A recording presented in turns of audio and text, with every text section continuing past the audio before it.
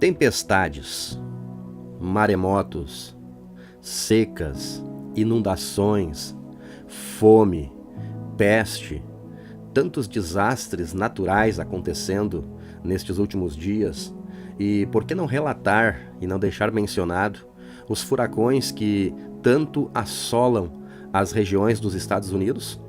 Podemos mencionar os furacões como Katrina, Andrei, e por que não deixar de falar também do mais recente furacão Milton, que arrasou grande parte da Flórida? Mas o que é isso? O que isto significa?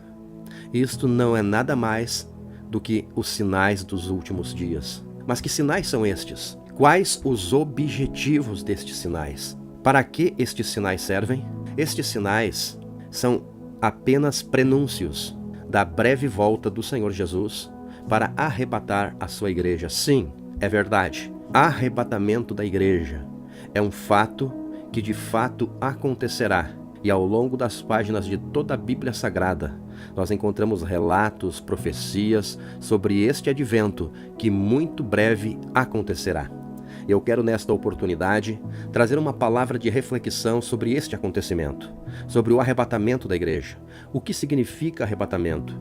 Quando será o arrebatamento? E quem serão as pessoas que participarão deste evento? Aqui quem está falando com você é o evangelista Danilo Zang, e eu quero convidá-lo a se inscrever em nosso canal, também ativar o sininho das notificações, deixar o seu like, deixar seu comentário e também não esqueça de compartilhar esta mensagem com aquela pessoa que você conhece, seu familiar, seu amigo, para que esta mensagem possa alcançar um número maior de pessoas e mais pessoas possam chegar ao pleno conhecimento da verdade bíblica. Este é o nosso objetivo.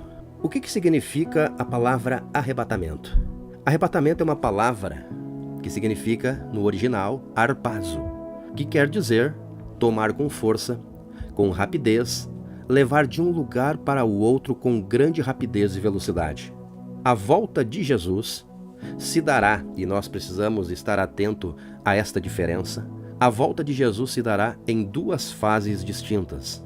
E eu quero compartilhar com você estas duas fases para que nós não venhamos confundir uma com a outra, porque são fases que terá um intervalo de 7 anos de um momento para o outro.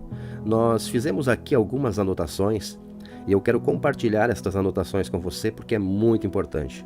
Preste atenção. A primeira fase da volta de Jesus é a fase chamada arrebatamento, ou seja, arrebatamento da igreja. Esta fase nós encontramos em 2 textos principais do Novo Testamento. O primeiro deles está em 1 Coríntios, capítulo 15, versículos 51 até o 58. Os primeiros versos, começando no 51, diz assim: Eis aí vos digo um mistério. Na verdade, nem todos dormiremos, mas todos seremos transformados num momento, num abrir e fechar de olhos, ante ao toque da última trombeta. Muito bem, e aí segue os demais versículos até o versículo 58. E o segundo texto, que fala sobre o arrebatamento da igreja, nós encontramos em 1 Tessalonicenses, capítulo 4, versículos 16 e 17, onde está escrito: Porque o mesmo Senhor descerá do céu com alarido, com voz de arcanjo e com a trombeta de Deus. E os que dormiram em Cristo ressuscitarão primeiro, e depois nós, os que ficarmos vivos, seremos arrebatados juntamente com eles a encontrar o Senhor nos ares, e assim estaremos para sempre com o Senhor. Precisamos entender, nestes 2 textos lidos, um detalhe muito importante. Em 1 Coríntios, quando Paulo usa a expressão dizendo que o arrebatamento será num momento, é importante nós nos ater ao original grego da palavra num momento. Num momento, no grego, é átomos. E se nós pegarmos a palavra átomos, nós veremos que nada mais é do que uma pequena partícula considerada partícula indivisível. Ou seja, quando Paulo está falando sobre o arrebatamento da igreja, Paulo está deixando bem claro que este evento ele se dará de uma forma tão rápida, mas tão rápida que não dará tempo para mais nada. É por isso que hoje é dado a oportunidade a todos os seres humanos, quando nós falamos sobre o amor de Deus que está em Cristo Jesus, nosso Senhor. Uma frase muito importante que nós devemos carregar conosco é a seguinte frase: Jesus está voltando, mas nós precisamos voltar primeiro. É uma frase muito curiosa. Como assim Jesus está voltando, mas eu preciso voltar primeiro? Preste atenção. Nós precisamos voltar primeiro à prática das primeiras obras, voltar a evangelizar mais, a ler mais a Bíblia, a orar mais, a se consagrar mais, a amar mais o nosso próximo, a temer os mandamentos do Senhor e a obedecê-los, e tantas outras coisas que nós precisamos voltar a fazer primeiro. Por quê? O que isto significa? Porque se Jesus voltar e nós não voltarmos primeiro a realizar novamente estas coisas que outrora nós fazíamos com bastante desejo, com bastante vontade, Jesus voltará e nós ficaremos. Preste atenção neste detalhe. Uma pergunta que muitas pessoas fazem, e existe uma controvérsia muito grande. A igreja, ela será levada antes ou depois da grande tribulação? À luz da Bíblia Sagrada, e por que não falar à luz da lógica, nós precisamos entender que a igreja será levada antes da grande tribulação. O que será a grande tribulação?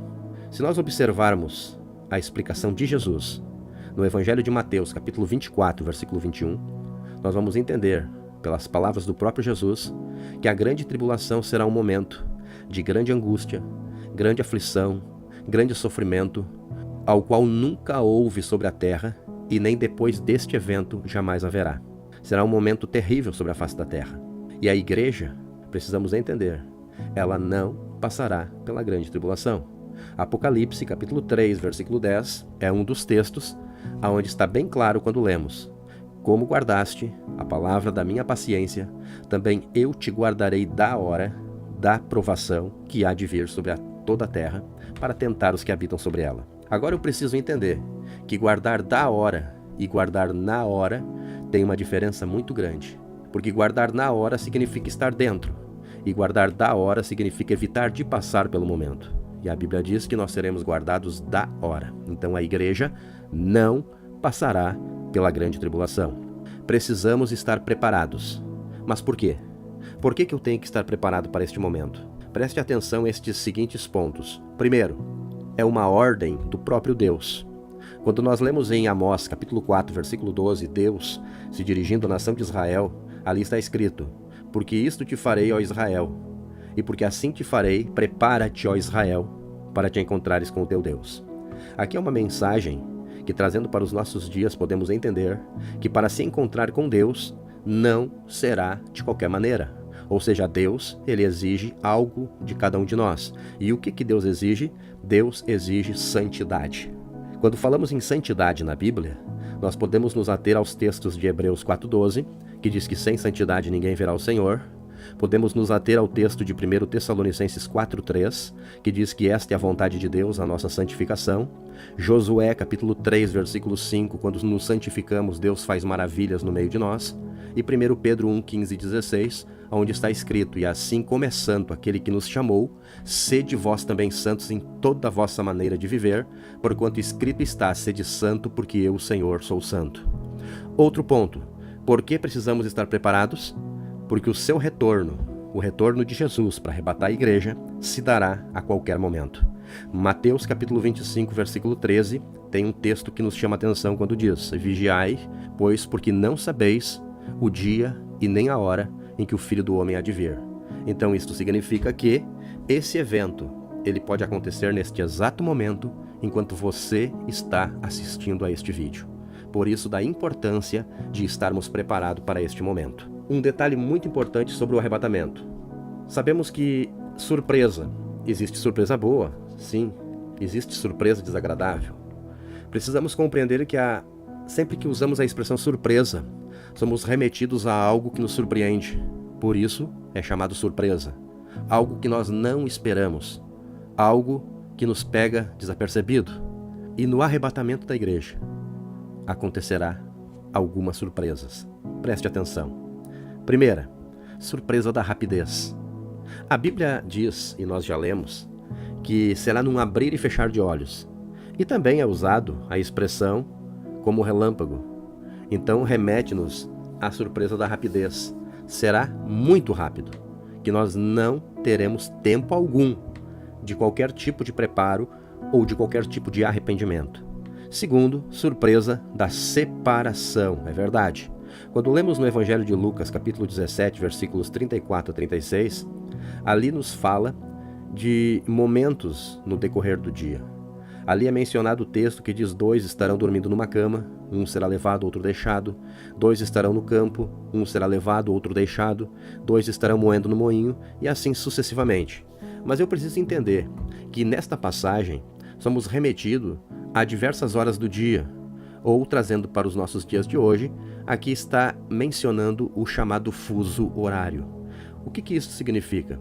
Os diversos horários que existem em todo o planeta Terra no mesmo instante, ou seja, enquanto eu falo com você neste momento, não sei a que hora você está assistindo este vídeo, se de dia ou se de noite, independente, sabemos que se for dia no Brasil, em outra parte do mundo será noite, são horários diversificados, e é referente a isso que o Senhor Jesus se referiu. Uns estarão dormindo, outros estarão trabalhando, e assim sucessivamente, mas haverá separação, surpresa da separação.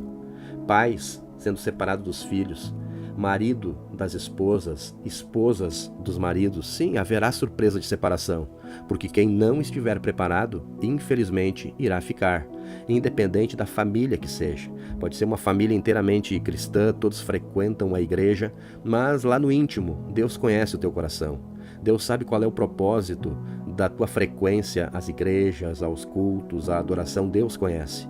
Por isso que é importante a nossa sinceridade para com o Senhor. E no arrebatamento haverá esta surpresa da separação. Também haverá surpresa da ocasião. Como assim? Mateus 25, versículo 6, diz que será de repente, ou seja, no momento inesperado. Também a surpresa do caráter. A surpresa do caráter aqui, conforme 1 Tessalonicenses 4, 16 e 17, que nós já mencionamos, se refere ao caráter coletivo. Como assim coletivo? Sim, o arrebatamento da igreja, ele se dará ao mesmo tempo nos 4 cantos da terra. Ao mesmo tempo em que o Senhor arrebatar a igreja do Brasil, será arrebatada a igreja do Japão, a igreja na África, a igreja em Portugal e em todos os continentes do planeta Terra. O arrebatamento se dará no mesmo momento em todo o planeta Terra. Continuando para a parte final, por que nós devemos estar preparados? Porque nós estamos vivendo a última hora. E isso está visível, está patente aos nossos olhos. Quando lemos Romanos 13 e 11, somos levados a um impacto com esta palavra. Porque em Romanos 13 e 11, Paulo dizia: "E isto digo conhecendo o tempo, que é hora já de despertarmos do sono, porque a nossa salvação está agora mais perto de nós do que quando aceitamos a fé." Imagine só, se quando Paulo escreveu estas palavras, já fazem quase 2000 anos atrás, e para Paulo já estava perto, e ele já considerava os últimos dias, o que dizer dos dias de hoje? Jesus está às portas, Jesus está voltando e nós precisamos estar preparados. Por que precisamos estar preparados? Porque o nosso descanso, meu amigo, minha amiga, meu irmão, minha irmã, o nosso descanso, ele não é aqui. A Bíblia diz em Miqueias, capítulo 2, versículo 10, que nós devemos levantar e andar, porque não é aqui o nosso descanso por causa da corrupção que destrói, sim, que destrói grandemente. O nosso descanso não é aqui. A qualquer momento, o Senhor Jesus voltará para nos levar a um lugar que Ele prometeu. E se Ele prometeu, Ele é fiel para cumprir as suas promessas. Preste atenção nestes textos bíblicos para a tua meditação. Salmo 46, a Bíblia diz que Deus é o nosso refúgio, fortaleza, socorro bem presente na hora da angústia. Salmo 23, o Senhor é meu pastor, nada me faltará. Entenda você, se Ele é teu pastor, significa que Ele é pessoal, e se nada te faltará, significa que Ele é suficiente. E o Salmo 91, versículo 7, 1000 cairão ao teu lado, 10.000 à tua direita, mas tu não serás atingido. Somente olhe para o Senhor, porque é dele que vem o teu socorro, e é somente dele que vem a tua salvação. Se você nos acompanhou até aqui, se você gostou desta mensagem, eu quero fazer um convite para você. Se porventura você ainda não se inscreveu, inscreva-se no nosso canal e ative o sininho das notificações. Por que a importância de ativar o sininho? Porque desta forma vai gerar um engajamento em nosso canal e será uma oportunidade deste vídeo, desta mensagem se expandir e atingir um número maior de pessoas. Compartilhe esta mensagem, também deixe o seu comentário. Quem sabe você tem alguma dúvida? Mencione a tua dúvida nos comentários. E quem sabe esta dúvida nós poderemos criar uma mensagem e transmitir esta mensagem para você e para outras pessoas que, quem sabe, no íntimo têm a mesma dúvida. Que Deus abençoe a tua vida grandemente em Cristo Jesus.